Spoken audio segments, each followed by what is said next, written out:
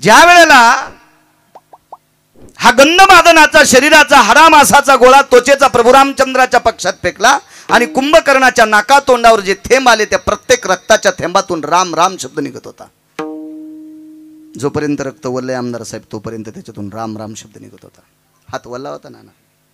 वल्ला हात घेऊन कुंभकर्ण तात्काळ पळाला आणि लंकेश राजा रावणाच्या कानाला हात लावला. रावणाने हात झटकिला आणि तलवार उपसली. कुंभकर्ण ते म्हणलं, दादा जो हात तुझ्या विरोधकाचं नाव घेतो तू हात तोडतोस, काय एवढं तुला मोठेपणे दादा? त्याच्यापेक्षा माझं डोकं कापणं रे, तुला काय एवढं दुःख वाटतंय? कुंभकर्णा, माझ्या विरोधकाचं नाव माझ्या कानात ऐकतोस, तुला वाटत नाही रावणाला दुःख होत असेल? याच्याकरता नाही ऐकत दादा. रामप्रभूचं नाव ऐकल्याच्या नंतर दादा तुला राग येतोय, याच्याकरता मी नाव ऐकत नाही. मी तुला सावध करतोय. रामप्रभूच्या पक्षातली माणसं मेल्यावर सुद्धा त्यांचं रक्त पण मालकाचं नाव घेतंय. रामप्रभूच्या पक्षातली माणसं मेल्याच्या नंतर त्यांचं रक्त वल्लय तोपर्यंत रामप्रभूचं नाव घेतात. इतकी निष्ठावंत माणसं रामप्रभूच्या सोबत आहेत. आपल्याला राम ऐकत नाही दादा, त्याची पत्नी देऊन टाका. असं 2 वेळेस कुंभकर्णानं सुचविलं, पण बेटा ऐकायला तयारच नाही. काय होतं माहितीये का? कोण्याही जातीचं कुत्र घ्या,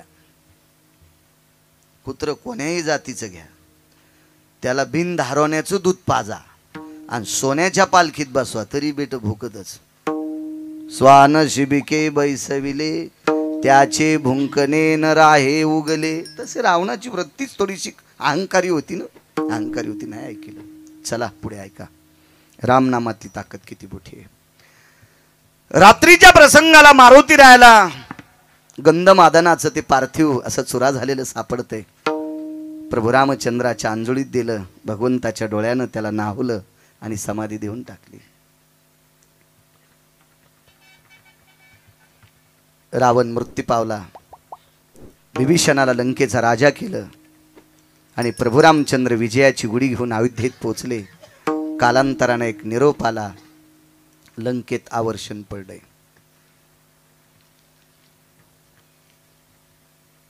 मी एक तर वाचून सांगतो नाना, अन्यथा अधिकारी माणसाच्या मुखारविंदातलं वाक्य सांगतो. कधीही बंगाऱ्यांचं वाक्य सांगणार नाही. एखाद्याला अल्पज्ञानी म्हणण्याची ताकद आपल्यात नाहीये, पण यानं कशातलं पाहिलंय उद्या जर आपल्याला विचारलं तर आपल्याला घाम सुटेल. याच्याकरता कोणाची वाक्य सांगायची नाही. मी 6 लोकांची सांगतो, त्याच्यानंतर जेवढी सांगतो तेवढी वाचून सांगतो. हे काय असं नाही ऐकून सांगणार. आवर्षण पडलं त्यावेळेला विभीषणाने पत्र जगदानंद कंद जगतपती भगवान पंढरीश पांडुरंग परमात्मा 7व्या अवतारातले रामचंद्र यांना पत्र पाठिलं. जगदानंद कंद जगतपते, पाण्याचा तुटवडा आहे. पत्र वाचत असताना प्रभू रामचंद्र खिन्न झाले आणि सीताई साहेबांनी विचारलं, प्रभू काय काय नाही म्हणे, लंकेत पाणी नाही. तिथल्या राजाला काही डोकं नाही का म्हणे? चारी बाजूनं समुद्र आहे ना शिंदे पाटील, चारी बाजूनं समुद्र आहे. समुद्राचा वेढा समुदाय गाढा राक्षसाचा, चारी बाजूनं समुद्र आहे ना. भगवान सांगतात, सीते समुद्र चारी बाजूने पण ते खारा आहे ना ग, ते पाणी पिण्याची योग्य नाही. सीताई साहेब खिन्न झाल्या आणि सेवक जो सोबत आलता पत्र घेऊन त्याला विचारलं, कार्य मागच्या 8-10 महिन्यामध्ये 8-9 महिन्यात काही लंकेत उत्सव झाला का? नाही. येताना प्रभू रामचंद्रानं सांगितलं होतं, ह्या वारकऱ्याची दरवर्षी पुण्यतिथी करी जाय. त्रेतायुगातला त्रेतायुगातला वारकरी गंधमादन. पृथ्वीवर जितके देश आहेत का आमदार साहेब, या सर्व देशात सर्वात अगोदर सोन्याची समाधी कोणाची झाली असेल तर वारकऱ्याची झाली. ते वारकरी गंधमादन नावाचं वानर. पहिली समाधी विभीषणानं सोन्याची केली. आणि पृथ्वीवर जितके देश आहेत या सर्व देशात गाव जर सोन्याचं कोणाचं झालं असेल, गाव रावणाचंही सोन्याचं होतं, गाव कुबेराचंही सोन्याचं होतं, गाव इंद्राचंही सोन्याचं होतं, पण पैठणी भाऊ मसनवाटी मातुड्याची होती. गावही सोन्याचा राहुल भैया आणि मसनवाटा सोन्याचा. पृथ्वीवर जितके देश आहेत देशात एकच व्यक्ती, तो वारकरी व्यक्ती, त्याचं नाव सुदामदेव.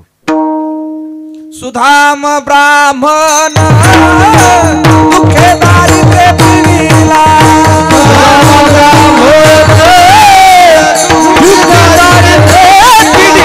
गोष्टी पोहे घेऊन त्याचे भेटी रागी गेला,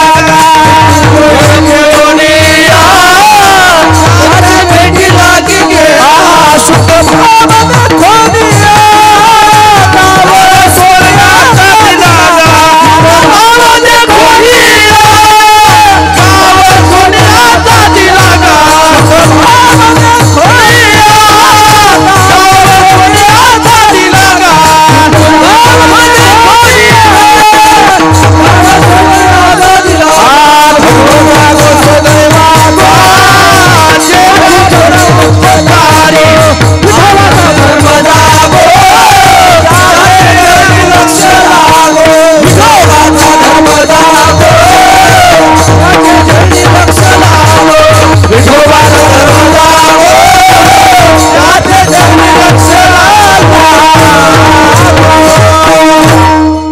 गावही सोन्याचं आणि मशानभूमी सोन्याची सुदामदेवाला.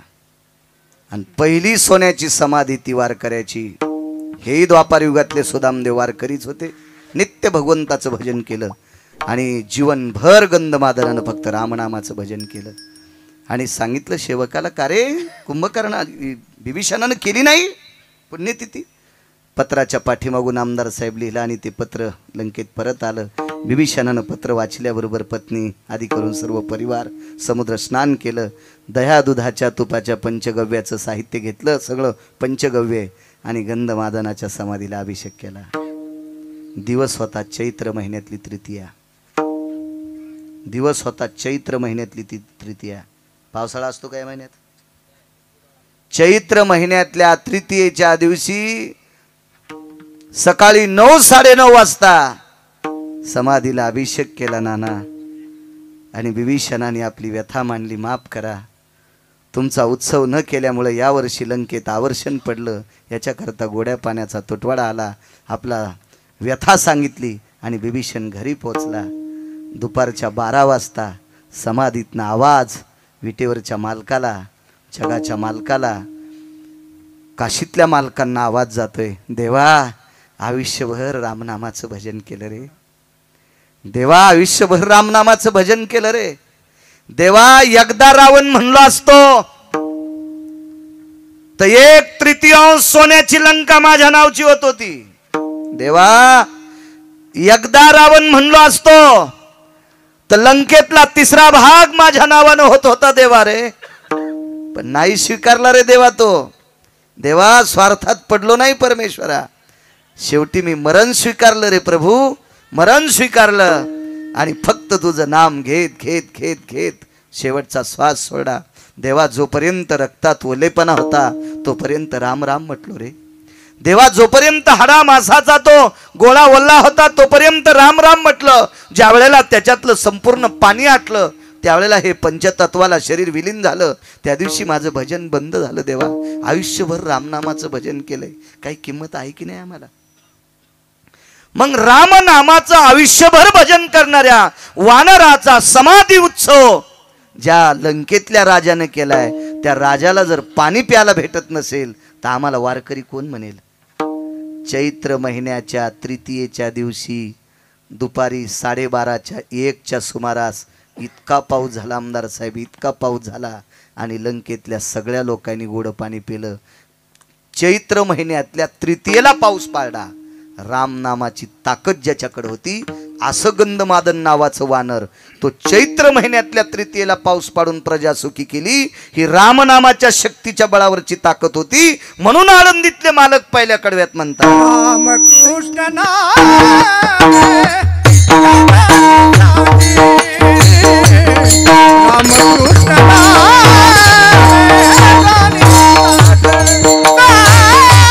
रामकृष्ण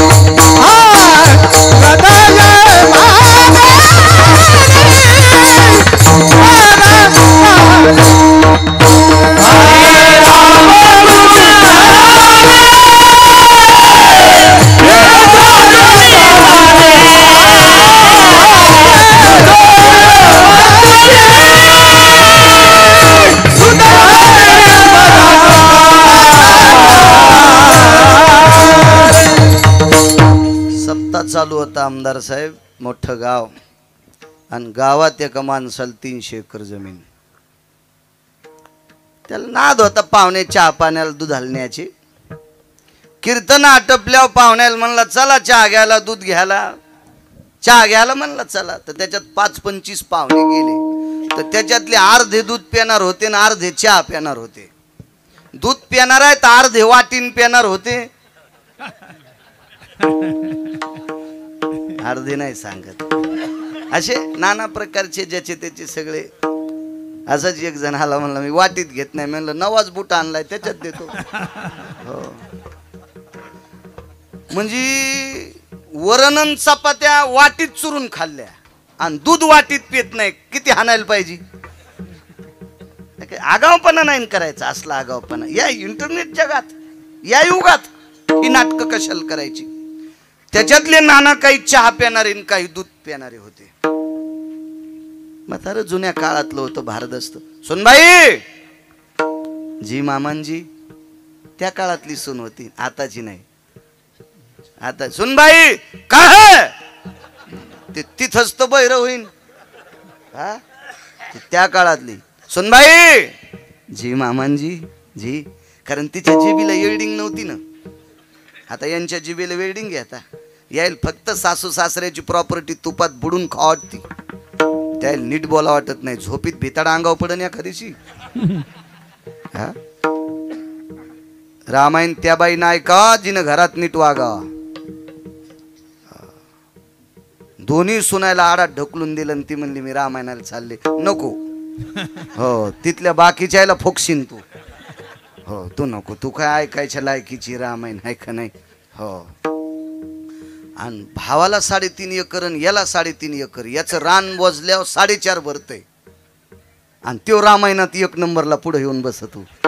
ह्यो काय लायकीचा आहे रामायण ऐकायच्या. भावाचंच एकर भर कोरलं आणि ह्यो रामायणात पुढे बसला. मंडप जळण तो ह्या पापानं सोंबळ्या. तो लायकी आहे का रामायण ऐकायची. विठाला विठाला.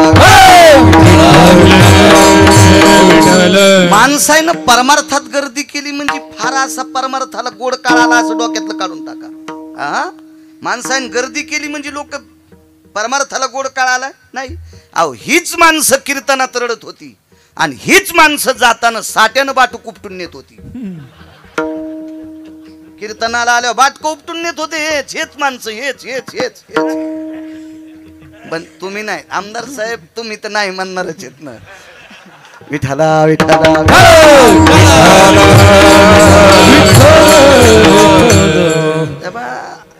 मला नाही असं काही मोठे पण वाटत. कारण सांगू का तुम्हाला.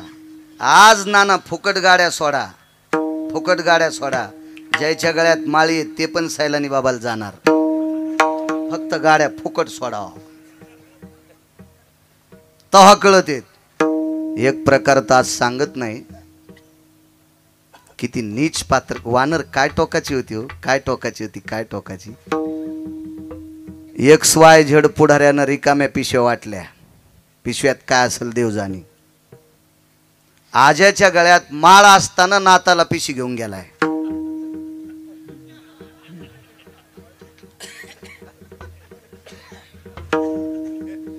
माणसानं गर्दी केली म्हणजे लय दर्दी येत असं नाही.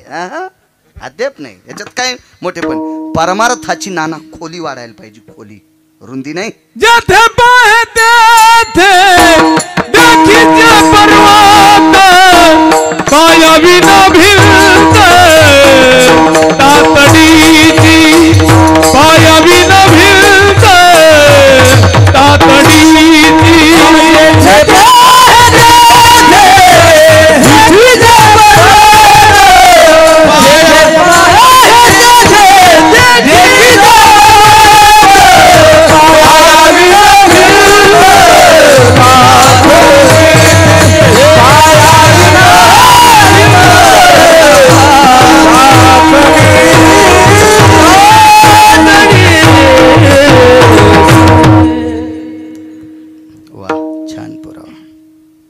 असा पुरावा द्याला की कोटीची नोट म्हणायचं. चला घरी चहा प्यायला नेले. सोनाल सुनबाई 10 कप चहा 15 कप दूध करा. 300-350 एकर जमीन.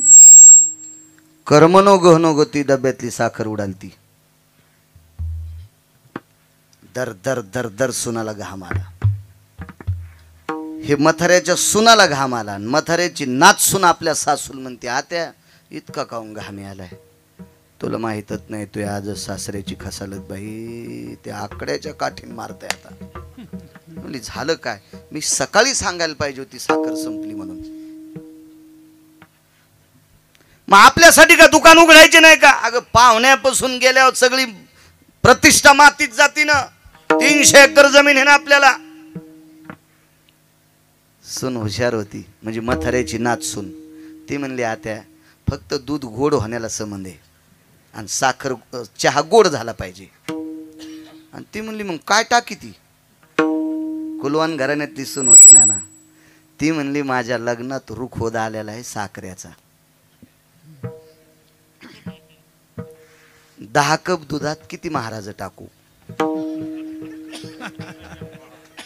आणि 15 कप साखरेत किती 15 कप चहात किती बदक टाकू? रुखोद येत होता बरं. साखरेचे बदक, साखरेचे महाराज, साखरेच्या चिमण्या, साखरेचे पाखर. मला सांगायचे, कुलवान घराण्यातली सून असल्यामुळं आपल्या सासूची इज्जत झाकली. तशी कुलवान घराण्यातली सोने वारकरी वाया जातच नसते. ताशी म्हातारे जुने आहेत ना, जुने. ते विठाला विठाला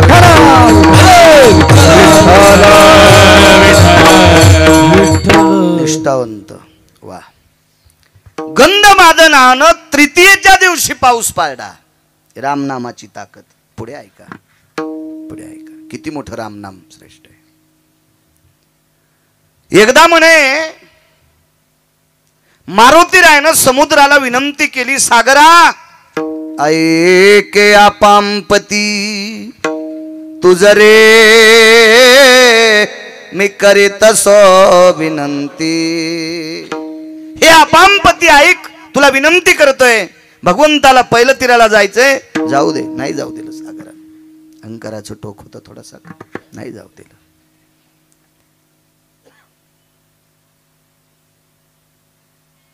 नळ नावाचं वानर आहे. या वानरावर एक कृपा झाली. त्यानं दगड पाण्यात टाकला की तरंगत होता. तुका म्हणे नळा सागरी तारियल्या शिळा. त्याच्या हाताने दगड तरंगत होते. पण ही का कृपा झाली? येतोय अलीकडे थोडासा. पवित्र गंगेच्या तीरावर एक साधू पहाटेच्या प्रहरी आपली साधना करीत होते. आणि ती साधना होती, शाळीग्रामाची पूजा करत होते. शाळीग्राम म्हणजे विष्णू. विष्णू. आता अयोध्येचं राम मंदिरातल्या ज्या मूर्त्या आहेत का अयोध्येतल्या, ह्या गंडकी नावाच्या गंगेतल्या पाषाणाच्या आहेत. आणि गंडकी नावाच्या गंगेत जेवढे पाषाण असतात आमदार साहेब, ते विष्णू आहेत. हो, कारण तिथे विष्णूला शाप प्रदान झाला आणि भगवान पाषाण रूपात पडले. शाळीग्राम विष्णू. तर काही अधिकारी लोक नाना शाळीग्रामाची पूजा करायचे भगवान विष्णू समजून. आणि शाळीग्रामाला कुठलंही फुल चालत नाही, फक्त तुळशीचं पान. शाळीग्रामाला फक्त तुळशीचं पान, पान चालते, पान. आणि अधिकार जर त्या योग्यतेचा असेल आणि शाळीग्राम जर तसा तितका शुद्ध सापडला असेल, तर जेवढी तुळशीची पानं टाकली त्याच्यातली अर्धी शाळीग्राम सेवन करत असतो. अशी मोठ्या लोकांचं वाक्य. आता तसा शाळीग्राम पाहला आपली पात्रता नाही, आणि ज्याच्या हातानं तुळशीचे पानं खायली हे असाही आपल्याला दिसला नाही. आपलं दोन्ही कुण नशीब वाहलं ना.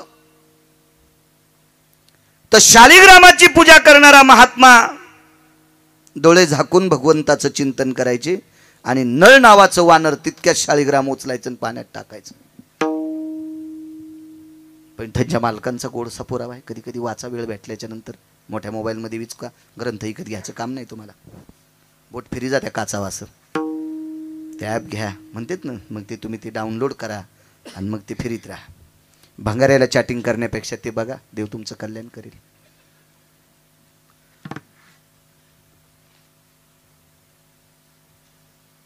त्याच्या कुळातल्या 2 लोकांकडे बघितलं साधूनं.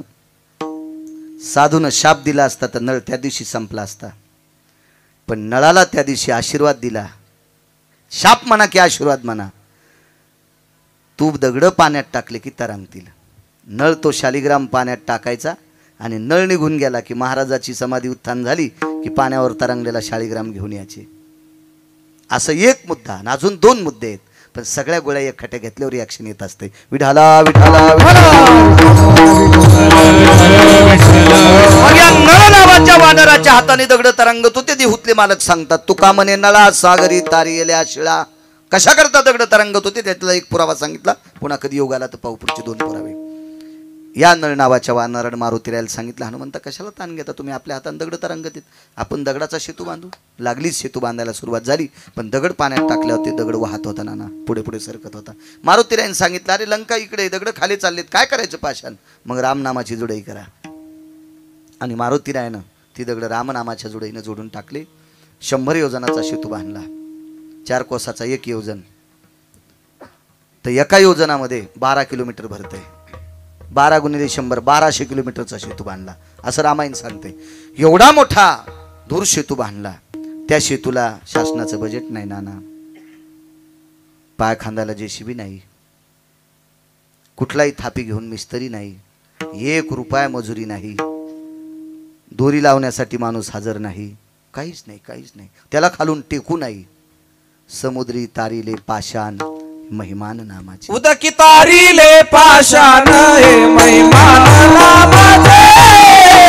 तारिले पाषाण हे महिमान नामाचे. तारिले पाषाण हे महिमान नामाचे.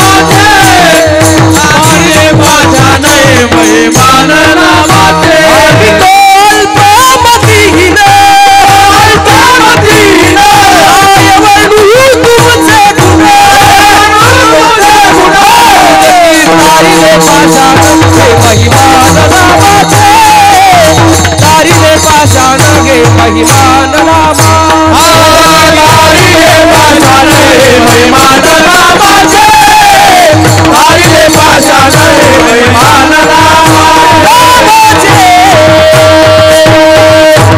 क्या बात है, वाह वाह वाह पुरावा महाराज वाह. हे महिमान नामाचे 100 योजनाचा सेतू आमदार साहेब वानरानं बांधला. काय नवल नाही.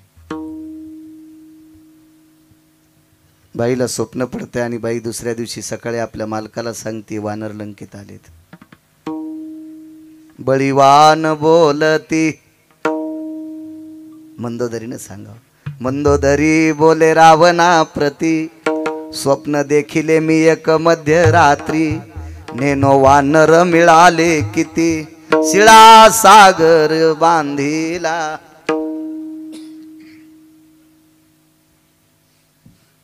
दोघे धनुर्धर वीर वानर.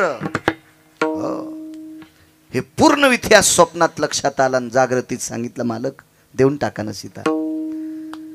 रावण म्हणे, काय वेड्यासारखं बोलती तू, चुलीपसलं काम करायची तर मला राजकारणाच्या गप्पा तू शिकवायला लागलीस. राम मोठा, त्याचं नाव मोठं, आमक मोठं. ऐका ना म्हणे मालक, ऐका ऐका. रामाच्या नावाने दगड पाण्यात टाकल्यावर तरंगतात. 100 योजनाचा सेतू बांधलाय. रावण म्हणला, शांत बस, तुला संध्याकाळी माझ्या नावाची ताकद सांगतो. रावण समुद्राच्या तीरावर गेला. उचल दगड टाक पाण्यात, उचल दगड टाक पाण्यात, उचल दगड टाक पाण्यात, अशी बऱ्यापैकी दगड पाण्यात टाकली आणि 14 योजनाचा सेतू बांधला. कधी कधी बाकीची पुराणं वाचायची शिका. राजकारणातला 1 नंबरचा व्यक्ती प्रजेवर किती तत्वाचं पालन करावा असं चक्रवेन नावाच्या राजाचं शिकायचं. आणि हा चक्रवेन नावाचा राजा प्रभू रामचंद्राच्या आजोबाच्या काळातले होते. पण चक्रवेन राजाचं चरित्र ह्या 4ही रामायणात आलेलं नाही, वेगळ्या रामायणात आहे. बघा, लक्षात येईल तुम्हाला. विठाला विठाला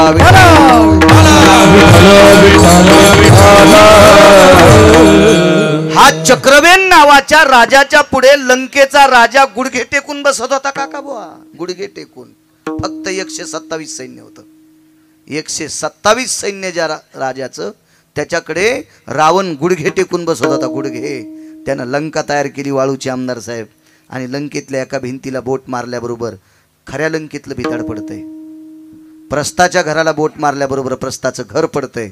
इतकी त्याची ताकद. गुप्तचरांनी सांगितलं, चक्रवेन नावाचा राजा समुद्रात आलाय आणि त्याला शरण जा जयपत्र देऊन टाकलं. तुम्ही जिंकलात, मी हारलोय. आणि मग विचारलं असं तुला कुठून प्राप्त झालं? त्यानं सांगितलं जनतेसाठी प्राप्त झालेला निधी जनतेसाठी खर्च करतो, म्हणून पृथ्वीची माझ्यावर कृपा झाली. अमात्य लोकांना संपवायची ताकद माझ्या हातात आली. हा चक्रवेन नावाचा राजा होता. हा प्रभू रामचंद्राच्या आजोबांच्या काळातला राजा. आणि तो चक्रवेन राजा काय काय नाविन्यपूर्ण लोक होती, काय अधिकार तो होतो. जीवनभर गोडस भगवंताचं चिंतन करणारा राजा. भजनाच्या व्यतिरिक्त त्या राजानं काही नाही केलं. असो 14 जणांचा सेतू बांधला. रावण घरी आला, घामाघूम झालता. मंदोदरीला सांगितलं प्रिये, हे प्रिये, जी जी बस रथात. रथात बसवलं तो सेतू दाखविला. हे कोणी बांधला मालक? मी बांधलाय. आणि खरंच रावणानं बांधला होता, याच्यात काही दुमत नव्हतं. रावणानंच 14 जणांचा सेतू बांधला, मीच बांधला. पण शहाण्या बायका शक्यतो लोकात मालकाला काही बोलत नसतात, तिला बाईला शहाणी म्हणत असतात. घरातलं साखर तेल सगळं संपल्याच्या नंतर मालक घरातून पिशवी घ्यायच्या अगोदर सामानाच्या लिस्टीची चिठ्ठी हातात द्यावी, अन्यथा सांगावी साखर संपली, चहा पावडर संपली, डाळ संपली, तांदूळ संपलेत, वगैरे वगैरे संपले, घरात सांगावं. हे शहाण्याबाईचं लक्षण असते.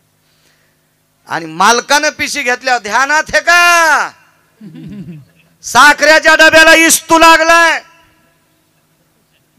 टिकला लावायला डाळ नाही, हो तुळशीवर वतायला तांदूळ, तुळशीवर वतीत असतात का तांदूळ? असं सांगणारी शहाणी नाही, अतिशहाणी. आणि अशी ज्याला भेटली असेल त्याचं नशीब तुर्कस्तानच्या पलीकडे झोपलंय असं समजायचं. त्याचं नशीब तुर्कस्तानच्या पलीकडे झोपलंय असं समजायचं. हो, कारण कर्कशे संगतीन दुःख उदंड फजिती. देऊतले मालक सांगतात ज्याला बायको कर्कशा भेटली का त्याला सोन्याच्या बंगल्यात मसन वाटाय, आणि ज्याला बायको सात्विक भेटली का त्याला वनवासात पण स्वर्ग आहे. संसारातली गोडची व्याख्या, गोडची व्याख्या गोड असलं पाहिजे. अहो पती आणि पत्नी संसार रूपी रथाचे चाक आहेत. तुम्हाला एक माहिती आहे का, चाक जरी सरळ असले, आखरी फिरली ना गाडी कानी होत असते. आणि कान्या झालेल्या गाडीचे बैल वाटानं चलत आहेत आणि एक चाक पवळीहून चलत आहे. आणि तरी येडपट बैलालाच हाणायला. अरे सुंबे आहेस का काय तू, मारी तू का बैलाला कठाळ्या? अरे गाडी सोड. 2 लांब धुरा असतात, त्याच्या वरची धुरा असती तिला डोंबाळ म्हणतात. ते सोडायचं, ढिलं करायचं, मग 4-4 बोटानं कानं काढायचं आणि मग गाडीचं कानं काढ्या दोन्ही चाकं रस्त्याने येत असते. रे सुंबळ्या, तू बैलाला किती जरी मारलं सुंबळ्या, तुला अक्कल असावी रे बैला. लय बैलाला कळत नाही. आमच्या बैलाला चराट खाचा नाद होता आमदार साहेब. दोऱ्या खात होता आमचं बैल, एकच खात होतं बैल.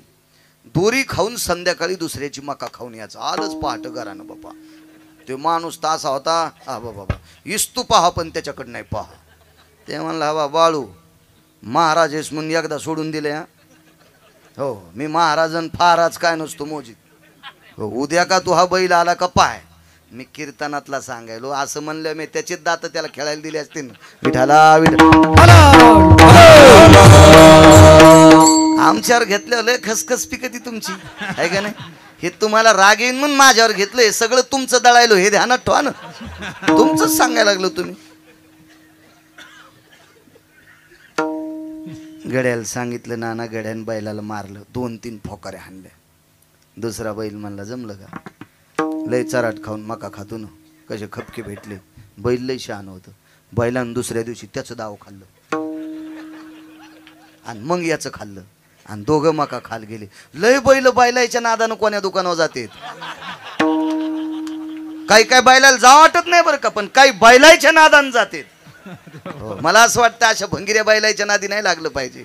अख्खा संसार उलथा होईन एका दिवशी. विठाला विठाला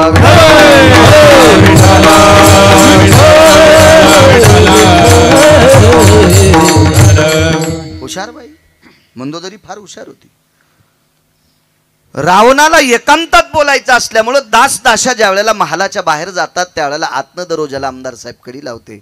आणि मंदोदरीनं रावणाला विचारलं, मालक एक बोलू, सेतू तुम्हीच बांधला का? मी बांधला. कसा बांधला? काय नाही, दगड हातात घेत होतो आणि दगडाला एकच म्हणायचो, तुला माझी शपथ आहे, बुडशीन तर पाय. नाही नाही ते मग सांगू ना. रावण म्हणायचो आणि दगड पाण्यात टाकायचो. मंदोदरी हुशार होती. शक्यतो सात्विक बायका जास्त नादी लागत नाहीत, पण ते ओळखीत येतात. एक जणांनी मिरच्याचं पोत आणलं 35 किलोचं वाळलेल्या. बायकोने विचारलं कसं आणलं, काय नाही म्हणलं असे पैसे दिले ना असं आणलं. तर ती म्हणली 2 महिने झालं तुम्ही दैले वाढायला लागले.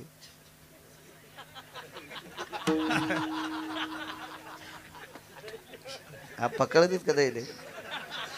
वढून टाकलेल्या बिडीच्या दोंडकाला दैले म्हणते. राहुल भाया तुम्हाला नसन कळत, पण उगा हसायले तुम्ही. आता 2 महिने झालं तुम्ही दहिले वाढायला लागले. 35 किलो मिरच्याचे पैसे कुठून? बरं इलेक्शन बी चालू नाही, कोणी तुम्हाला दिलं असलं तर? ते म्हणला जाऊ दे ना मिरच्या. मग जाऊ द्याचा विषय नाही हो, पण मला तर कळू द्या ना कसं आणले. जाऊ दे तर्कातलं पडलेलं आणले. म्हणजे प्रत्येक बाईला कळतं बरं शिंदे मामा, आपला नवरा किती पाण्यात आहे, किती तळ्यात आहे, किती टेकाड्यावर आहे, किती टिव्यावर बसलेला आहे, असं सगळं कळतं.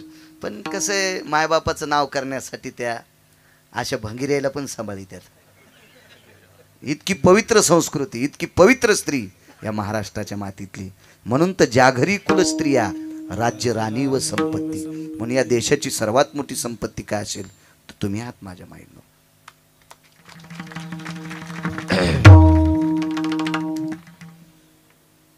रयतेचे राजा छत्रपती शिवाजी महाराज 9 महिने तुमच्यातल्याच एका माऊलीनं पोटात ठेवले. धर्मनिरपेक्ष महाराणा प्रताप तुमच्यातल्याच एका माऊलीनं 9 महिने पोटात ठेवले. 6 पातशाह्यापैकी 2 पातशाह्यानं 12 ज्योतिर्लिंगाचे कळस फोडले. 6 पातशाह्यापैकी 2 पातशाह्यानं 12 ज्योतिर्लिंगापैकी 2 पातशाह्यानं 12 ज्योतिर्लिंगाचे कळस फोडले. ह्या कळसाचा जीर्णोद्धार एका माऊलीनं केला. आज तिचं चित्र हातात भगवान शिवशंकराची पिंड म्हणून धरल्या जाते. ती देवी अहिल्याबाई होळकर सुद्धा तुमच्याच पोटात 9 महिने होती. मला सांगायचं, या भारतातल्या रत्नांना जन्म देणाऱ्या तुम्ही आहात. इतक्या मोठ्या तुम्ही चुका करायच्या नाही. भजन म्हणायचं असेल गाथ्यातले अभंग म्हणजे बेल वाया गेले ग बाय बाय तिकडच घसरून मेले, उलथी नाही व्हायचीच का? असं काही नाही म्हणायचं, काही बी नाही, काही बी नाही. गाथ्यातले अभंग आहेत ना चांगले, आहे का नाही? आता सध्या महादेवाला पाणी घालायचं बऱ्यापैकी चालू आहे. शेवळले महादेव. हो. हा महादेव शेवळले नाही, त्याला सर्दी होणी म्हणजे बरं आहे. पण महादेवाला पाणी घालणं आजचं नाही ना. संत शिरोमणी नामदेवरायाचा पुरावा आहे. एक पसा पाणी एक बिल्वदळ, एक पसा पाणी एक बिल्वदळ. घरी गेल्या अभंग पहा, बघा सकल संत गाथा, त्याच्यात तुम्हाला सापडेल तो अभंग. 700 वर्षापूर्वी लिहिले अभंग. गाथ्यातले म्हणे माझ्या माईंनो, कुठले नाही म्हणायचे. पंढरी जाऊ प्रेमानं नाहू, झाला पंढरी संताचा मेळ, वाजे मृदंग टाळ वरी.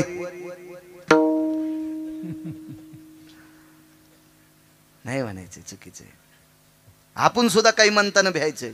राधा रंगानं दिसते छान, तिच्या येणीला गोंडे 2. ज्या राधेच्या अंगाची माती पंढरपुरातल्या मालकानं कपाळाला गंध म्हणून लावली नाना, तिला गोंडे लावायची काय गरज आहे? पप्याच्या माईला लावा, ती सुंदर दिसन ना. आपण आपल्या बायकोला गोंडे लावायचे, बादसिंग लावायचे, धमक असली तर दागिने आणायचे. राधेला गोंडे लावायची काय गरज आहे?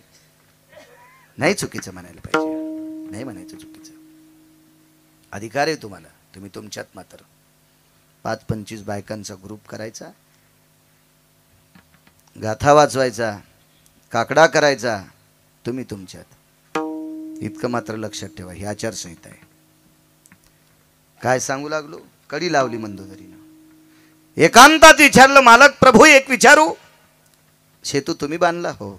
माझ्या नावानं दगड पाण्यात टाकत होतो, दगड तरंगला.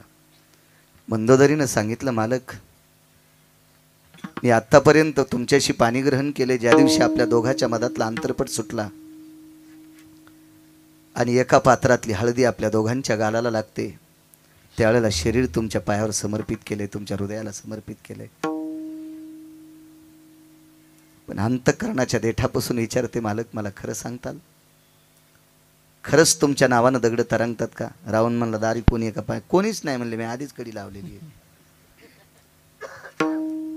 कसा बांधला तू? काय नाही ग बंधू, तरी दगड हातात घेतल्याच्यानंतर एकच दगडाला म्हणत होतो, तुला रामाची शपथ आहे, बुडशीन तर पाय. दृष्टांत संपला. रामाचं आणि रावणाचं भांडण किती असेल?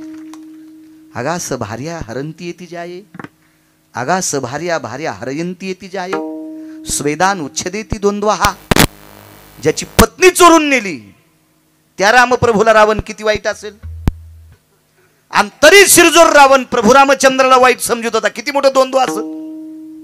आणि इतकं मोठं कट्टर वैर असताना, एवढा कट्टर विरोध असताना आमदार साहेब, तरी पण प्रभू रामचंद्राचं विरोधकानं नाव जरी घेतलं तरी दगड तरंगत होता.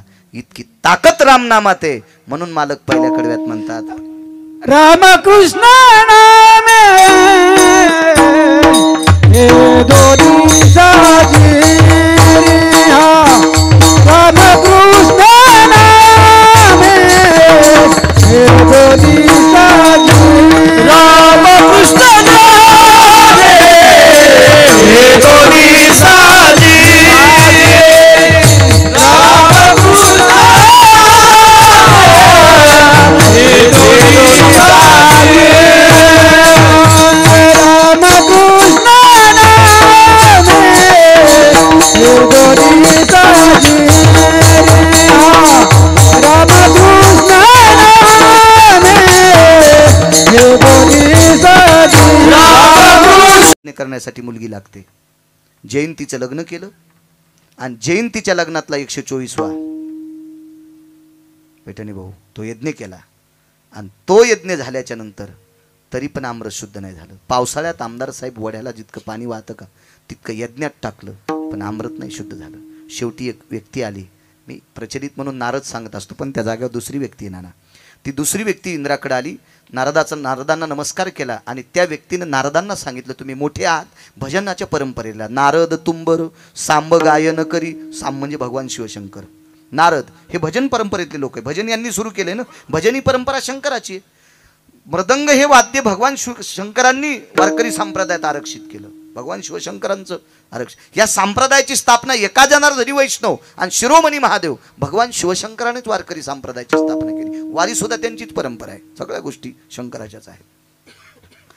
अशा भजन परंपरेतले नारदा तुम्ही हात, तुम्हाला एक विनंती करतो, इंद्राच्या नगरीतलं खराब झालेलं आमरस शुद्ध करण्यासाठी रामनामाची अत्यंत गरज आहे. रामकृष्ण नामाची अत्यंत गरज आहे. आता वरी रामकृष्ण नाम कोणीच घेत नव्हतं ना, वरी कोणीच घेत नव्हतं. मग करावं काय? आता रामकृष्ण नामाचं भजन करणारी कोण व्यक्ती आहे?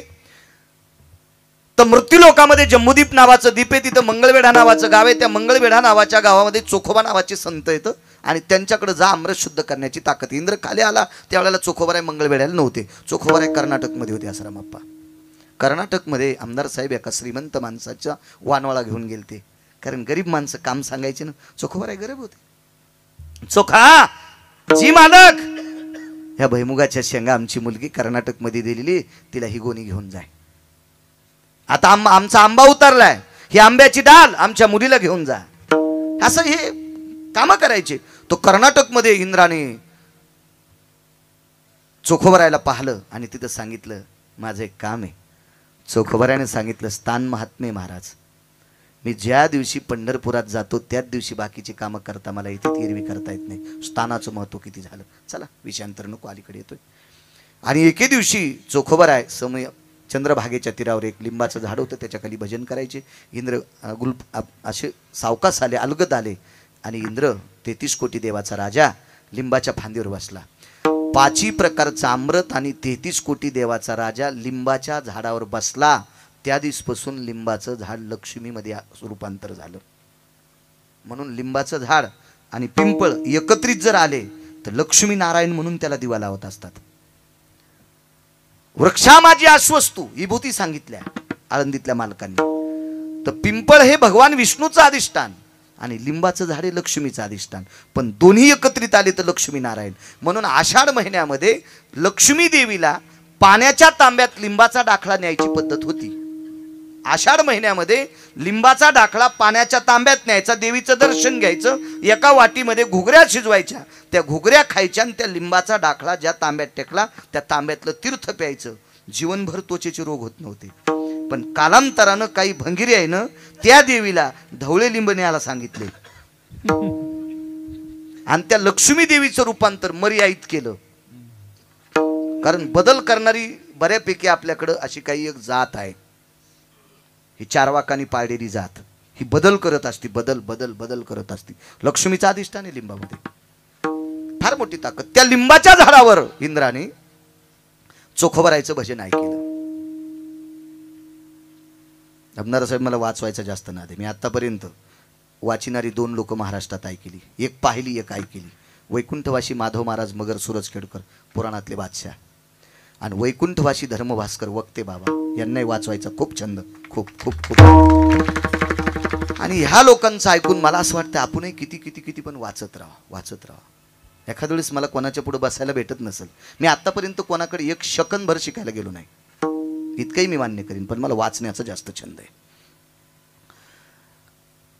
2 मिनिटं भजन ऐकलं असेल रामकृष्ण नामाचं. झाकण उघड्याबरोबर त्याच्यातून सुगंध आला, दुसरं उघड सुगंध आला, तिसरं उघड सुगंध आला, चौथं उघड सुगंध आला, आणि 4 उघड्यावर सुगंध आल्यावर लक्षात आलं 5वं तर शुद्धच झालं असेल. इतका लागवे केला इंद्रानं. इंद्र मग स्वर्गात निघून गेला, अमरपुरीत निघून गेला. तिथे गेल्यावर नाना एकच अमृत अशुद्ध राहिलं काका, जे अमृत तृष्णा जाय हितार्थायाम सुधा निवारण हितार्थाया यश शुद्धोदका तृष्णा जाय हितार्थायाम नैवो शुद्धोदका. भूक भागायचं अमृत शुद्ध झालं आमदार साहेब, पण तहान भागवायचं अमृत मात्र शुद्ध नाही झालं. आणि मग इंद्राच्या डोक्याला घाम आला, एक अमृत शुद्ध राहिलं. तर नारदानं त्या वारकऱ्याला विचारलं, त्या साधूला, त्या साधूचं नाव शोधा ना मोबाईलवर, शोधा, तुम्हाला एकूण एकाची शपथ आहे, शोधा ते नाव शोधा, बघा ग्रंथ बघा, काय चॅटिंग करता, काल कुठे गेलता, तो मसनात गेलता, उद्या तुला नेणार आहे. काय 2-2 वाजता 2-2 वाजता 2-2 वाजता. आणि कोणाचं काही बी कोणाला शुभेच्छा. मला एक जणांनी कीर्तनानं नेलं वाढदिवसाचं त्याचं कीर्तन आटपलं, पण त्याचं वर्णन केल्यावर कीर्तनातला एकही माणूस अशी प्रतिक्रिया गोड देत नव्हता. मी म्हणलं नेमकं आपलं सांगण्यात हुकायलंय का काय व्हायला लागलंय. मग कीर्तन आटपलं, त्यानं बुका गिका नारळ गिरळ काय द्यायचं ते दिलं, त्याची काशी झाली ना आमची केली त्यानं. आणि मग जाता जाता एक जण म्हणला, महाराज या ना 2 मिनिटं या. हे जसं त्या शिंदे काकांनी कसं आम्हाला नेलं तर तिथं वरुडीला जेवायला, तसं बोलिलं. तर मी म्हणलं एक बोलू का, कीर्तनात तुम्ही एरविले प्रसन्न, आज काय सांगायचं महाराज, तुम्ही अशा माणसाची स्तुती करू लागले, आम्ही पावसाळ्यात आमच्या वाट्यावर कुत्र्याला बसू देतो, पण त्याला कधी बसू देत नाहीत, आणि त्याची तुम्ही कीर्तनात स्तुती केली. मी म्हणलं झालं काय, काय नाही म्हणला महाराज, ते 4-5व्या दिवशी कोणाच्याही कोठ्यातला बोकड्या न वळडाता चोरीत आहे. आणि म्हणलं यानं बोकड्या धोड्या कसं काय ओरडत नाही, काय नाही म्हणले, गेल्याबरोबर जिबीला काटा टोचित आहे बोकड्याच्या, असा बोकड्या चोर. आणि त्याच्या वाढदिवसाला आमचं कीर्तन. मग झालं नाही, माझं नाही झालं, पण ज्याचं झालंय त्याचं तरी नाव कशाला कीर्तनात दळू मी, आहे का नाही. कधी कधी अशा गोष्टी. त्या साधूने विचारलं, देवर्षी इंद्राला आपलं नारदाला विचारलं, नेमकं काय काय काय नारद, काही नाही म्हणे, 4 अमृत शुद्ध झाले आणि एक नाही. एकच विचारा इंद्राला, काय विचारा सांगितलं. आणि मग नारद गेले म्हणले, 33 कोटी देवाचे राजे इंद्र महाराज, चोखोबरायच्या भजनात तुम्ही कुठं बसले होते. काय नाही म्हणले, ते खाली भजन करीत होते, मी फांदीवर बसलो होतो. चोखोबराय शूद्राच्या कुळातले होते. वारकरी संप्रदायात जातीचा संबंध नाही. हो का उत्तम चांडाळ, त्याचे पायी माझे कपाळ, कबीर मोमीन लतिपा मुसलमान, सेना नावी जाण विष्णुदास, यातायाती धर्म नाही विष्णुदासा, निर्णय तो ऐसा वेद शास्त्री, पंढरीचे वारकरी त्यांचे पाय माझे श्री, तो कामने नाही जाती सवे काम, ज्याचे मुखी नाम तोची धन्य, वैष्णव चांभार धन्य त्याची माता. बाळे नारी नर आदी निवेशाही, बाळे नारी नर आदी निवेशाही, क्या बात है. बाळे नारी निवेशाही, बाळे नारी नर आदी निवेशाही, ब्राह्मण क्षत्रिय वैश्य शूद्र चांडाळाही अधिकार बाळे नारी नर आदी करोनी वेशाही बाळे नारी नर आदी करोनी वेशाही नारी नर आदी करोनी वेशाही बाळे नारी नर आदी करोनी ब्राह्मण क्षत्रिय वैश्य शूद्र चांडाळ बाळे नारी नर आदी करोनी वेश्याई. याच्याही पलीकडचा एक पुरावा सांगतो तुम्हाला. हा हा याच्याही पलीकडचा. टोलनाक्यावर टाळ्या वाजित ते कोण्या पंथातले? कोण्या पंथातले? तृतीय. या तृतीय पंथातल्या एका व्यक्तीनं जीवनभर मरुस्तर भजन केलं. मरुस्तर. त्याची पोचपावती सांगू आमदार साहेब. भारतात नव्हे भारताच्या बाहेर जर वारकरी गेला असेल आणि त्याला काकडा करायचा असेल तर त्याचं नाव घ्यावंच लागतंय. कान्हो पात्रा खोदू पिंजारी तो दादू भजनी या भेदू हरीचे पायी. म्हणजे तृतीय पंथातल्या माणसानं सुद्धा भजन केल्या सकाळच्या काकड्याच्या यादीत त्याचं नाव येतंय. इतका संप्रदाय मोठा आहे. हा कोणाच्या बापाची जहागिरी नाही. उत्तम कुळी जन्म आणि क्रियामंगळ. मालक म्हणले उत्तम कुळात जन्म झालाय आणि क्रियामंगळ बुडविले कुळ उभयता. अख्ख्या कुळाला मातीत घालतो. काय करायचं त्याचं उत्तम कुळे? त्याला करायच नाही. इथं संप्रदायात जात नाही. नारदानं समोरच्या वारकऱ्यानं केलेल्या प्रश्नासारखं उत्तर 222 लाल दिवे ज्याच्या गाडीला येतं अशा मंत्र्याला विचारलं, महाराज तुम्ही लिंबाच्या फांदीवर बसून भजन ऐकलं, 4 आमरस शुद्ध झाले, 1 झालं नाही. तुम्ही 124 यज्ञ केले, एकही आमरस शुद्ध झालं नाही. आणि ज्यानं 2 मिनिटाच्या भजनात तुमचं आमरस शुद्ध केले त्याच्या पाया पडायला काय तुमच्या मानाला वेडिंग झाली का? चुकलं गडे म्हणजे दर्शन घ्यायचं राहिले. काय होतंय आता ते तर काय आमच्यासारखे महाराज नव्हते चोखोबर आहे. पाकिट देईन, नारळ देईन, कपडे देईन, शाल देईन, हार घेईन त्याचे नव्हते ना. मग नारदानं सांगितलं निदान पायात पडायचं ना. वरून टरकायला तार अडकत होते. किती मिनिटं बाकी आहेत? 3च मिनिटं शिल्लक आहेत. वेळेस संपत ताण घेऊ नका. हा बर सांगू. हो हो सांगू.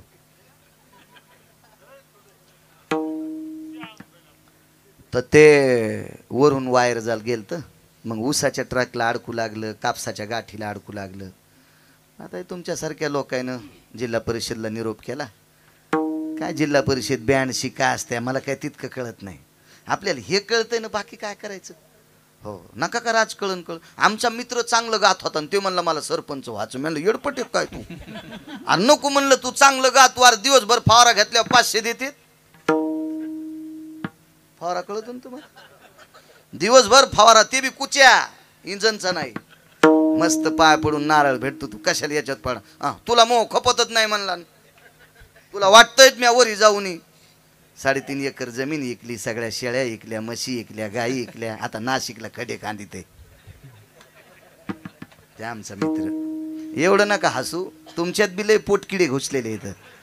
आमच्यावर घेतल्यावर लय खसखस पिकती. तुम्ही काय तुकाराम महाराजाचे चुलते आहेत का?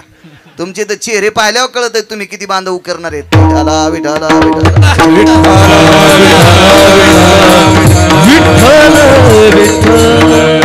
ते काय बँडशीला असेल काय असेल निरोप केला तर मग त्यांनी ते लगेच बजेट टाकलं आणि म्हणले वरची तार अंडरग्राऊंड घालायची, खालून खालून पेटणे भाऊ. आणि मग तिला ते 6 पाईप 20 फुटाचे किती झाले? 120 फुट अंतर. मग ती JCB आणली. बजेट आला असेल ना. ती JCB आली, ते चरख आणला. नाना त्या पाईपाला सुलोचन लावून पाईप जोडले, पाईप गाडून टाकले. तेव्हा इंजिनियरची उतरली होती. आणि मग इंजिनियर म्हणला अरे आपलं वायर वावायचं राहिलं ना. आणि बजेट तर गेलं पार्टीत संपून. उकरलं काही बुजलं काही, त्याच्यातच बजेट गेलं उडून. मग आता करावं काय? आता जर वरिष्ठ अधिकारी आला तर इंजिनियरची नोकरी राहते का? राहते कधी? बाकीचे तपासायला आलेले ते हायकर शेष्टीचे का नाही त्याची? वा बगळे बागलात घेऊनच निघाले ना हे. एक शेतकरी नेमकीच लाईन गेलती. खोरं आपलं माल्यावर टेकलं, जांभळी खाली आलं बसलं. भाकरीची वाट पाहू लागलं, नातू भाकर घेऊन येणार होता. हे साहेब लोक पाहिले, घाम पुसू लागले, तर म्हणले साहेब काय, ए बस बस बस. धोत्रावर होतं ना ते, धोत्रावाल्याला येड्यावानीच समजित तो माणूस. हो, मी पहिल्यानं एसटीने फिरायचो तर माझ्यासोबत एक पोरग होतं नाना. नेमक्यात तवा जीनच्या पॅन्टी आल्या, हे काय लय दिवसाच्या पॅन्टी नाहीत, आता आल्या जीनच्या पॅन्ट. जीनची पॅन्ट, कटचं शर्ट आणि ते माही पिशवी घ्यायला होतं. आणि 7 रुपये तिकीट होतं, 50ची नोट होती. मी कंडक्टर साहेबाला म्हणलं, साहेब 2 तिकीट द्या. काय कळतं का हो मामा तुम्हाला? धोत्रामुळं मला मामा म्हणलं ना ते. हो, आणि कंडक्टरपेक्षा मी कमी वयाचा होतो ना, पण ते धोत्रामुळे घोळ झाला ना सगळा. होता असतं धोत्रामुळं असं. आमच्या घरी बी अशी पंचायत झाली. आमचे सासरे आजारी पडले ना, आम्ही मग भेटून निघालो. तर मग नदी आडवी दोन्ही गावाच्या मधात आम्ही 2 जण होतो. पिशवी तर माझ्याजवळच होती ना. एवढे नका हसून, तुमच्या कोणाजवळ असतात? तुम्ही कशा दातात धरतात का? तुमचे तर बोट दिसायलेत ना किती किती उघडलेत. म्हणजे दुसऱ्यावर घेतले की दुसऱ्याची ओळ हे पेटल्यावर माणसं बिड्या पेटवायला तयार येते. आणि ते बयाल. आणि अजून बी लक्षात घ्या, मुंग्या शिस्तीत असतात बरं का. शिस्तीच्या बाहेर असतात ते मुंगळे. बसताना पण कशा बसल्यात बघा ना मुंग्या. मुंगळे मंडपाच्या बाहेर गारव्यात. हो, सुधरत नसतं मुंगळ्याचं. बया का नाही, त्या कुठं कुठं जात्याल, डोक्यावर पाण्याची घागर असली तरी विचारत्याल, काल कोणाच्या भुईमुगाला गेलतीस ग, आणि मान वाकली वजानं. पण नाद असतो, मुंग्या बोलत्यात. तिनं धुणं आटपिलं, मी पांदीच्या तोंडाला होतो आणि माग आमच्या मंडळी. तिनं लगेच आटपिलं, बाई कुठले आता? नेमकंच लग्न झालं 2-3 महिन्यापूर्वी. आणि ती पाहुणी आलेली गावात, तिच्या मामाचं गाव आमचं गाव. बाई आणि कुठले आता? आमचं गाव. हे सासरे. पुढचे सासरे आहेत का काय तुमचे? धोत्रामुळे. आमच्या घरचे म्हणले, बाई कीर्तनात तुम्ही घाली जा धोतर, पण घरी आल्यावर पॅन्ट घाली जा. म्हणलं नको रे, येडेवानी नको करू तू असं कशाला.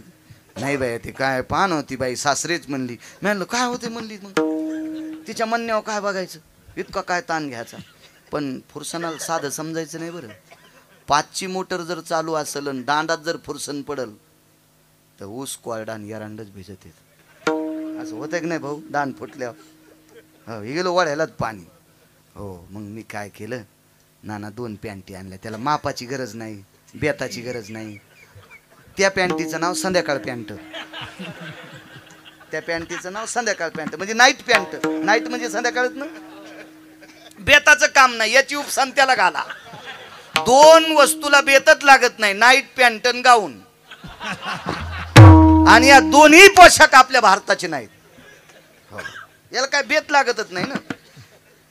मग मी तुळशीपाशी ते दोन्ही आणून टेकलेत. आमच्या घरचे म्हणले, बाई आणल्याच नाही का पॅन्टी? म्हणलं हो, तो नाही कोणाचं ऐकून. 2 कलरच्या आणल्या. म्हणलं मग ओळखू आल्या पाहिजे, लोक म्हणतील एकच घालायला. 2 कलरच्या आणल्या. म्हणलं इतक्या लवकर कस काय शिवल्या? म्हणलं टेलर ओळखीचा होता, मी सोबतच शाळेत होतो, त्याच्यामुळे पटकन शिवून दिल्या. घरात नेल्याबरोबर पॅन्टीच्या खाली कोयते होते ऊस तोडायचे. बाईन हे कशाला आणलं? मी म्हणलं आता पॅन्टी घातल्यावर आपल्याला कोणी कीर्तनाला सांगणारच नाही. आता आपल्याला ऊस तोडायला जावंच लागणार आहे. त्या जशाला तशा पॅन्टी दुसऱ्याला देऊन टाकल्या.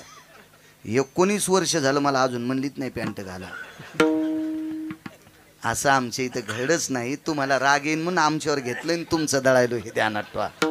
हो, इतकी येडपट बायको असल्यावर मी गेलो असतो ना रामदेव बाबाच्या आश्रमावर, जय बम बम बोले, तिथंच ब्रश शिकले असते, तिथंच काय विकलं असतं. तिथं काय कमी आहे का? किती लागते सेवादारी? त्यानं नसतं येऊ दिलं तर कुंभमेळ्यात आहे का नाही महाराज? तिथं काय कमीच नव्हती ना. फक्त तुमचं सांगायला लागलो. काय सांगू लागलो? ते पाईप वायर, ते शेतकरी आला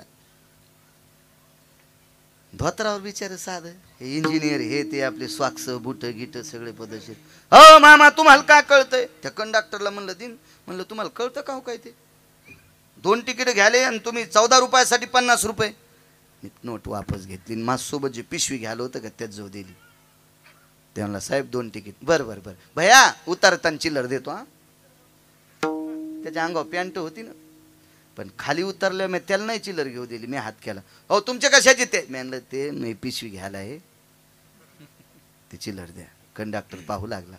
बाजूचे लोक गेल्या म्हणलं साहेब जास्त धोत्रावाल्याचा अपमान करू नका. धोत्रावाल्याचं नोटाव चित्र असल्याशिवाय भारतातली नोट चलत नाही, इतकं डोक्यात ठेवा ना तुम्ही. धोत्रावाल्याचा कशाला अपमान करता म्हणलं. माझ्यासोबत पॅन्टीवर आलंय, त्याची 9 दिवस झालं पॅन्ट धुतली नाही त्याच्या माईनं, आणि तरी तुम्ही त्याला तिकीटं दिलं, चिल्लरं दिली. मी रोज धुत आहे, त्याचं नाव धोत्र. मी रोज धुतल्याला घालितो तरी तुम्ही मला येडेवानी करता, असं नका करी जाऊ कंडक्टर साहेब. जिनच्या पॅन्टीवाल्यानं जरसं भानात ठेवा, 72च्या दुष्काळात धोत्रावाल्यानं एक टायमाला भाकरी खाल्ल्या, आपल्यासाठी प्रॉपर्ट्या कमवून ठेवल्या. आता धोत्रावाल्याला सांभाळा, तर पंढरपुरातला मालक तुमच्यावर कृपा करील. जुन्यांना नाही विसरायचं जुन्यांना. साधा माणूस 40 एकर ऊस, आमदार साहेब त्याला कसं साधं, किती इंजिनियर विकत घेईल ते. 40 एकर रोड छकडीला महाराज, जमीन रोड छकडीला 80-90 लाख रुपये एकरची. ते म्हणला साहेब मी साधा शेतकरी, धोत्रावरला अंगात निमस्ती, पण तुम्हाला घाम काऊन आला. काय नाही, आमचं वायर वावायचं राहिलं. ते म्हणला सोपं काम आहे, इंद्र पाया पाडा नाही याच्यावर सांगतोय, सोपं काम आहे, माझ्या संग उसात चला. ते म्हणले उसात, आणि आम्ही, ते म्हणलं यावं लागतं उसात. उसात जाऊन काय करायचं होतं, पाणी दिल्यामुळं उसातल्या बिळात पाणी गेलं, उंदरं कुठं आले वरी, उंदरं धरायचे होते ना आमदार साहेब. मग 2-4 टोपले दिले, आखाड्यावर होते टोपले शेण काढायला. बाराला शेवटी म्हाताऱ्याच्याच हातात उंदीर आला, टोपल्याच्या खालीन मग उंदीर घेतला, सुतळीचे तोडे आणले, एकाला एक बांधला, उंदराच्या पायाला सुतळी बांधली, पायपातून इकून उंदीर सोडून द्याला, आणि तिकून निघल्यावर उंदीर काढून द्याला, आणि सुतळीला वायर घातलं आणि वळून घेतलं. इंजिनियर म्हणले अरे बापरे काय म्हातारे, पाहणं मामा किती शिकले, काय कळत नाही. सही करा म्हणल्यावर शाही लावा म्हणत असतो. बापरे हे कसं काय कळालं, काय नाही म्हणलं आम्ही शेतकरी येत, हे आम्हाला असं कळतच, येठण तुटल्यावर चार द्यायचा, आम्ही गाठी देतच नाहीत ना, आम्ही चार देतो, असं पद्धतशीर आहे म्हणलं असतंय आमचं. जर जाणूळ हालायला लागलं तर गावाकडे आता सुतार मामा घरी लांब आहे, ते घरी नसतील, ते बाजाराला गेलेले, आम्ही लगेच फन काढतो, पळसाची साल आणतो, लगेच ती साल लावतो, पळसाच्या सालीला पाणी असतंय, फन फुगतू, कचकच करीत नाही, आम्ही शेतकरी आहेत. आम्हाला काय करायचं म्हणलं एवढे शाळेचं. वा वा वा वा, या दलिंदरी इंजिनियर लोकांना नुसता रामराम घालायला पाहिजे होता का नव्हता त्याला. नातू शिकलेला होता आमदार साहेब, ते म्हणला दादा किती अपमान केला त्या भडव्यानी तुमचा. त्याला पुन्हा आता डबल JCB आणून जर पाईप काढायची ते फुटली नसते का, काय चमच्यानं उकरणार होते का, ते नुकसान झालं असतं का नाही. किती सोपं काम केलं शेतकऱ्यांना, नमस्कार करायला काय पाहिजे होता का नाही, नाही केला. दादा म्हणले बाळ्या तू ताण घेऊ नको, हे गाडीत तर बसू दे सुंबळे. गाडीत बसल्यावर म्हाताऱ्यानं वायर उपसून घेतलं पुन्हा. दृष्टांत संपला. महाराज व्यवहारात उपकाराची फेड उपकारानं करावी की नाही. इंद्राचं काम नव्हतं पाया पडायचं, इंद्र पुन्हा पाया पडण्यासाठी ज्या वेळेला येतोय त्यावेळेला 5व्या प्रकारचं आम्रस शुद्ध होतंय. पण आम्रस शुद्ध करण्याची ताकद रामकृष्ण नामाच्या बळावर चोखोबराने केली. म्हणून मालक म्हणतात रामकृष्ण नामे ही दोन्ही साजिरी, हृदय मंदिरी स्मराकारे. पांडवांचा यज्ञ एका साधूला आणण्यासाठी पाठीला वेगात सांगतो, थंडीचे दिवस आहेत. पांडवांचा यज्ञ 22 दिवस शिल्लक राहिलाय. पूर्णाहुतीचे मंत्र एका साधूला येत होते, 4 साधू होते, त्या साधूला आणायचं ठरलं. पण त्या साधूला आणायला ज्या वेळेला धर्मराजा गेले त्यांनी सांगितलं 60,000 यज्ञाचं पुण्य पाहिजे. धर्मानं सांगितलं आमचा पहिलाच हिचकला आहे, तर 60,000 यज्ञाचं पुण्य कुठं द्यावा. अर्जुनाला पाठीलं, अर्जुनानं जगाच्या मालकाचा लेटर पॅड दिला, ते लेटर पॅड यज्ञात टाकलाय, नाही आलं म्हातारं. भीम ताकदीच्या बळावर भीमाना असे दंड दाखिले, तर भगवंतानं सांगितलं दंड दाखवू नको, आपल्याला काय ग्रामपंचायतचा सदस्य पळवायचा नाही, महाराज आणायचा आहे, महाराज तिघायच्या ना आले नाही.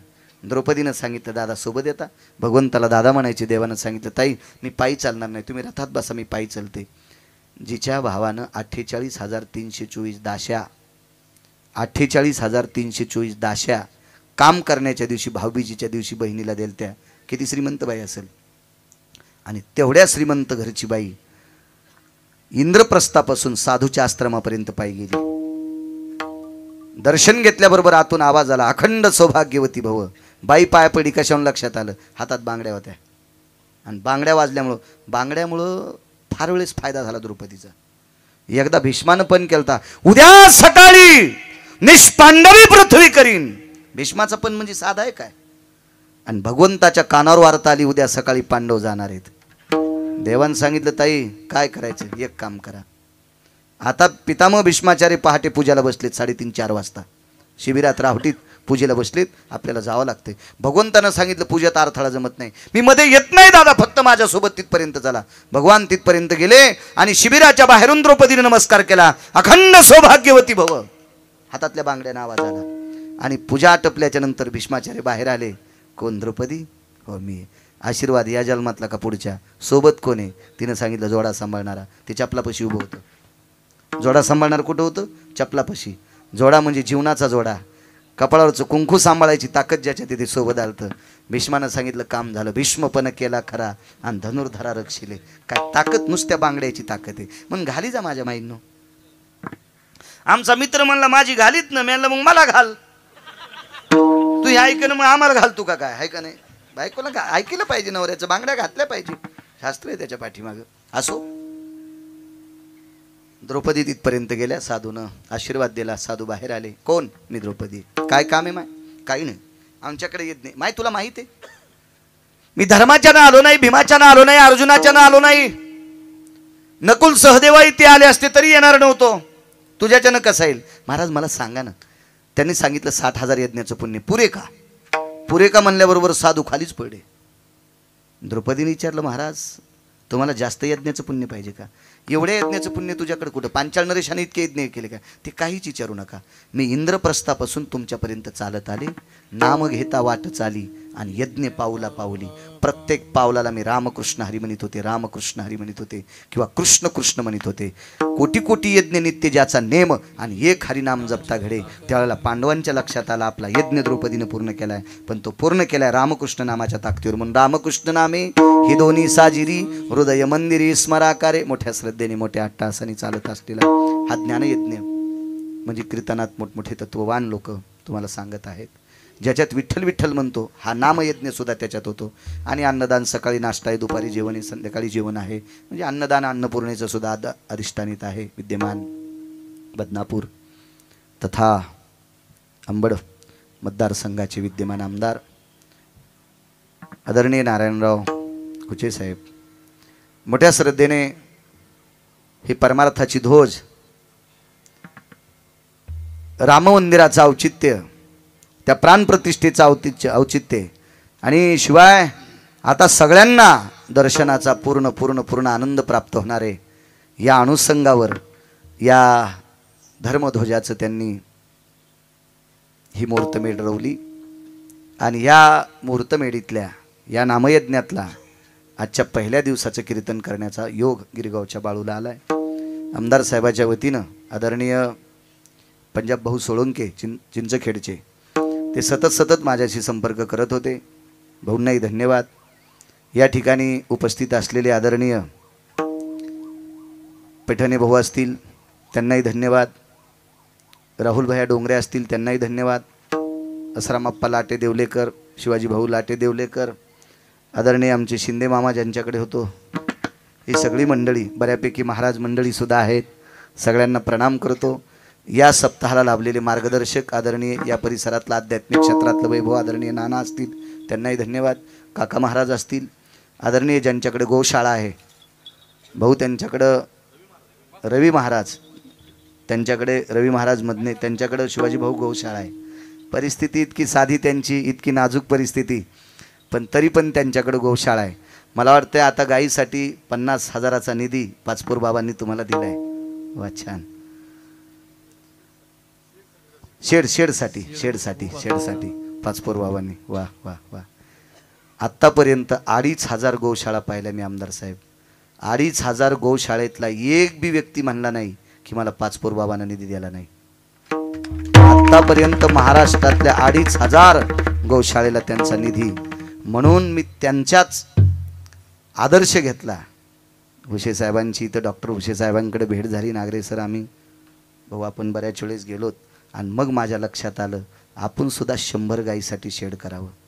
मग मी सुद्धा माझ्या शेतात बऱ्यापैकी भाऊ हे सगळे साक्षीला आहेत चांगल्या प्रतीचं 100 गाई अगदी गोड बसत्याल 200 फुटाची या बाजूने एकूण 100 ची सुंदरशी गव्हाण.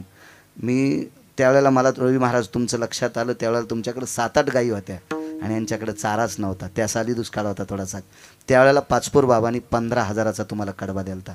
त्यावेळेला आपण निकळदला भेट झालती. ते वाला निकळद आहे ना, तिथं मेमरी कार्ड टाईट आहे माझं, तिथं भेट झालती आपली. त्यावेळेला सांगितलं होतं, गायीची सेवा करणारा हा सर्वोत्तम अधिकारी असतो. जाबाली नावाच्या साधूचा पुरावा आहे, ज्याला गायीची सेवा घडली त्याला प्रत्यक्ष भुवन पालखी असती. धर्मसिद्धांत सांगतो, पुराणाचा सिद्धांत सांगतो.